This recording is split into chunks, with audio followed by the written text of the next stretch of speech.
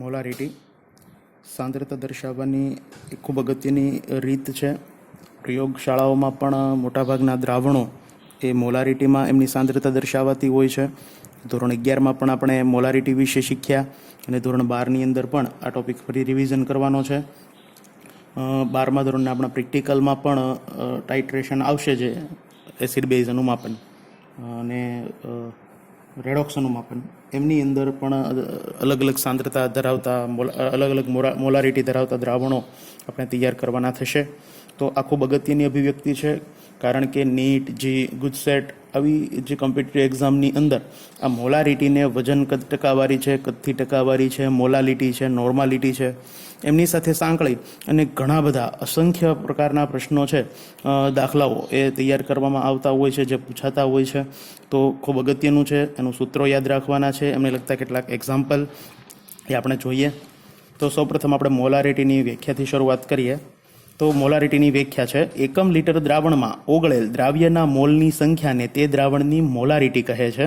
તેને એમ વડે દર્શાવાય છે. એટલે કે દ્રાવણનું કદ અહીંયા લીટરમાં દર્શાવાય છે, તો એકમ લીટર દીઠ દ્રાવ્યના મોલ જે ઓગળે છે, દ્રાવણની અંદર ઓગાળવામાં આવે છે, એમને દ્રાવણની મોલારિટી તરીકે ઓળખવામાં આવે છે અને તેને કેપિટલ એમ વડે દર્શાવવામાં આવે છે. મોલારિટીનું સૂત્ર બનશે કે મોલારિટી બરાબર દ્રાવ્યનું વજન ગ્રામમાં છેદમાં દ્રાવ્યનો અણુભાર ગુણ્યા દ્રાવણનું કદ એ દર્શાવવામાં આવશે લીટરમાં.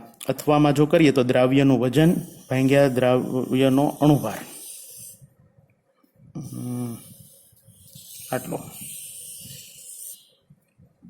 તો આના બરાબર થશે દ્રાવ્યના મોલ વજન ભાગ્યા અણુભાર, દ્રાવ્યનું વજન ભાગ્યા દ્રાવ્યનો અણુભાર. તો જેમ આટલો રાઉન્ડ ભાગ દર્શાવેલો છે, પેન થોડી આછી ચાલે છે, તો એના બરાબર થશે દ્રાવ્યના મોલ. તો દ્રાવ્યના મોલ છેદમાં દ્રાવણનું કદ લીટરમાં.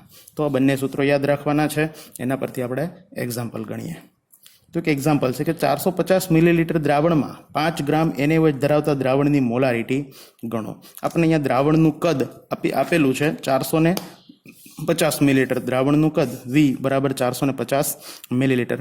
અહીં આપણે આગળ સૂત્ર જોયું કે મોલારિટીમાં દ્રાવણનું કદ લીટરમાં દર્શાવવામાં આવે છે. તો આ મિલીલીટરમાં જે દ્રાવણનું કદ દર્શાવ્યું એમને લીટરમાં ફેરવતા તો 450 મિલીલીટરનો અર્થ થાય 0.450 લીટર.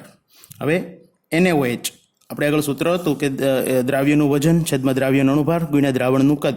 તો અહીંયા NaOH જે દ્રાવ્ય છે તો એમનું વજન આપણને આપી દીધેલું છે 5 ગ્રામ. તો અહીંયા આપણને દ્રાવ્યનો અણુભાર એ આપણે ગણતરીમાં લેવો પડશે. તો NaOHનું આણ્વિક દળ થશે Na+O+H. તો સોડિયમનું પરમાણ્વિક દળ થશે 23, ઓક્સિજનનું પરમાણ્વિક દળ 16, હાઇડ્રોજનનું 1. આ બધાનો સરવાળો કરતાં NaOHનું આણ્વિક દળ મળશે 40 ગ્રામ પ્રતિ મોલ. તો મોલારિટીનું સૂત્ર બનશે કે મોલારિટી બરાબર NaOHનું વજન છેદમાં NaOHનું આણ્વિક દળ ગુણ્યા દ્રાવણનું કદ લીટરમાં. તો NaOHનું વજન હતું 5 ગ્રામ, NaOHનું આણ્વિક દળ 40 ગુણ્યા દ્રાવણનું કદ લીટરમાં 0.450. તો 5/40 ને એને ભાગ્યા ફરી પાછા 0.450 કરતાં મોલારિટી પ્રાપ્ત થશે 0.27 મોલર અથવા મોલ પ્રતિ લીટર. અન્ય ઉદાહરણ છે 30 મિલીલીટર 0.5 મોલર H2SO4નું મંથન કરી 500 મિલીલીટર દ્રાવણ બનાવવામાં આવે તો બનતા દ્રાવણની મોલારિટી ગણો. અહીંયા આપણને 30 મિલીલીટર 0.5 મોલર H2SO4નું દ્રાવણ આપેલું છે.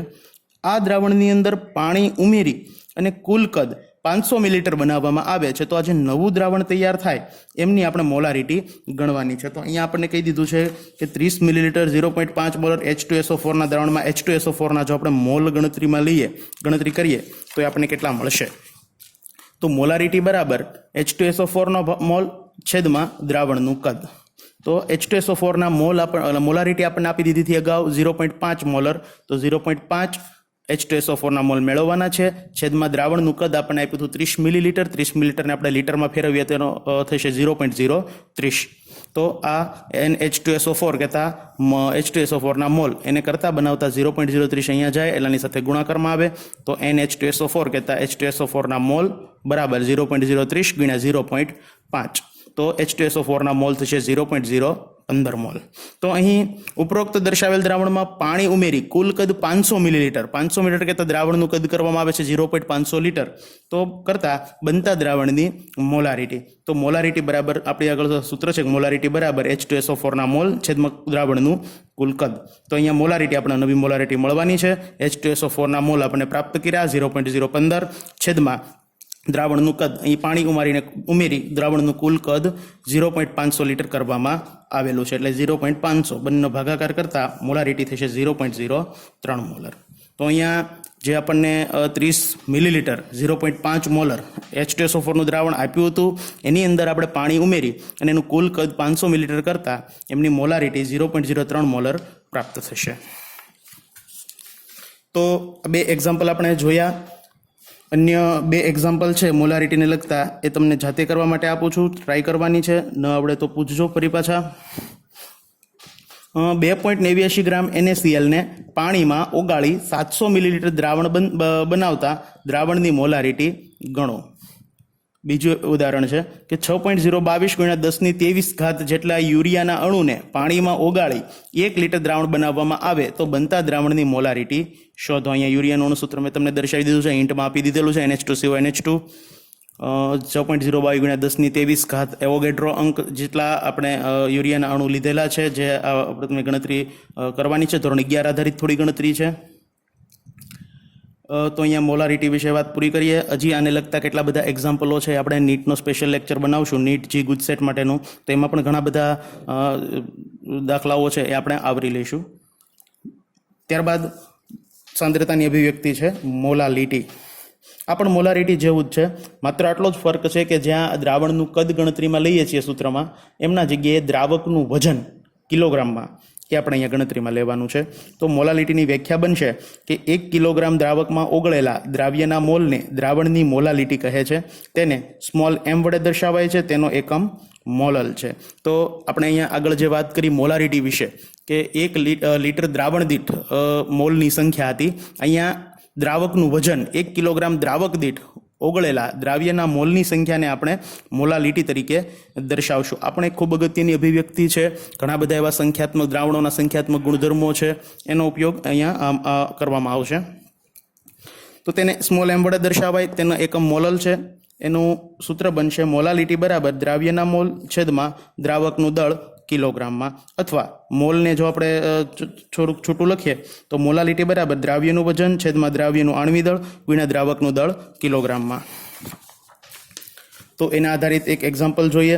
75 ગ્રામ બેન્ઝીનમાં 2.5 ગ્રામ એસિટિક એસિડની મોલાલિટી ગણો। અહીંયા આપણને બેન્ઝીનનું દળ આપી દીધેલું છે અને એસિટિક એસિડનું દળ આપી દીધેલું છે। સ્વાભાવિક છે કે બેન્ઝીનનું દળ એ એસિટિક એસિડના દળ કરતાં વધુ હોવાથી તે દ્રાવક છે અને એસિટિક એસિડ આપણા માટે દ્રાવ્ય છે। તો બેન્ઝીનનું દળ આપી દીધું છે 75 ગ્રામ, એને કિલોગ્રામમાં આપણે કન્વર્ટ કરીએ તો થશે 0.075 કિલોગ્રામ। એસિટિક એસિડનું દળ આપી દીધું છે 2.5 ગ્રામ, એને આપણે કિલોગ્રામમાં કન્વર્ટ નહીં કરીએ, કારણ કે દ્રાવ્યનું જે દળ છે એ આપણે ગ્રામમાં લેવાનું છે અને છેદમાં દ્રાવકનું જે દળ છે એ કિલોગ્રામમાં લેવાનું છે। અહીંયા બેન્ઝીન દ્રાવક હોવાથી આપણે એને કિલોગ્રામમાં કન્વર્ટ કરેલ છે। ઉપરાંત દ્રાવ્યના આણ્વિક દળની પણ આપણે જરૂર પડવાની છે। તો એસિટિક એસિડનું આણ્વિક દળ ગણતરીમાં લઈએ તો CH3COOHનું આણ્વિક દળ તો 2 કાર્બન એટલે 2 ગુણ્યા કાર્બન, ઓક્સિજનની સંખ્યા પણ 2 એટલે વત્તા 2 ગુણ્યા ઓક્સિજન, હાઇડ્રોજનની સંખ્યા 3 ને 1 કુલ એમ 4 એટલે વત્તા 4 ગુણ્યા હાઇડ્રોજન। તો દરેકના પરમાણુ દળ મૂકતા 2 કાર્બનનું 12 એટલે 2 ગુણ્યા 12, ઓક્સિજનનું 16 એટલે 2 ગુણ્યા 16, હાઇડ્રોજનનું 1 એટલે 4 ગુણ્યા 1, તો 12 દૂને 24, 16 દૂને 32, 4 એકા 4, બધાનો સરવાળો થશે 60 ગ્રામ પ્રતિ મોલ। તો મોલાલિટી બરાબર દ્રાવ્યનું વજન છેદમાં દ્રાવ્યનું આણ્વિક દળ ગુણ્યા દ્રાવકનું દળ કિલોગ્રામમાં। અહીંયા દ્રાવ્યનું દળ એ આપણને આપી દીધેલું હતું 2.5 ગ્રામ, દ્રાવ્યનું આણ્વિક દળ હમણાં જ આપણે પ્રાપ્ત કર્યું 60, એને ગુણ્યા દ્રાવકનું દળ કિલોગ્રામમાં આપણે મેળવ્યું 0.075। તો આ બધાની ગણતરી કરતાં મોલાલિટી પ્રાપ્ત થશે 0.55 મોલલ। તો ખાસ એક નોંધ યાદ રાખવાની છે કે 1 મોલલ બરાબર 1 મોલ કિલોગ્રામ ઇનવર્સ।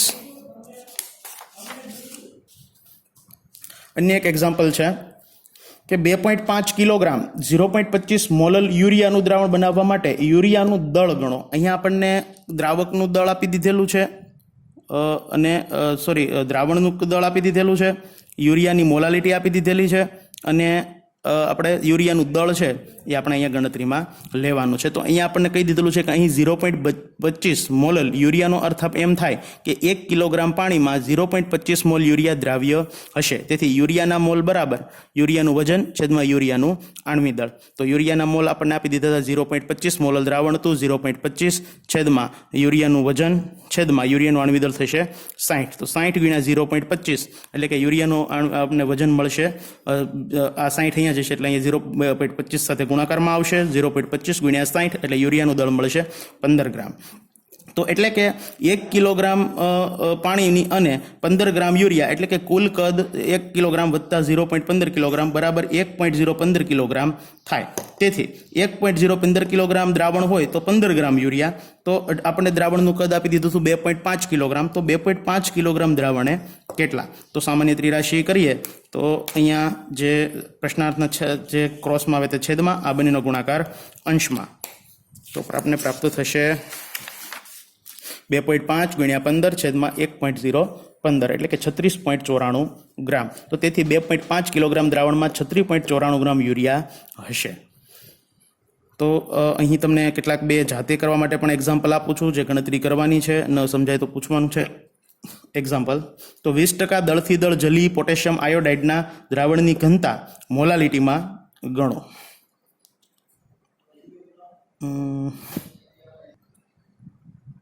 થોડી એવી મિસ્ટેક છે, અહીંયા ઘનતા નહીં પણ સાંદ્રતા આવશે. મારે થોડું લખવામાં મિસ્ટેક થઈ ગઈ.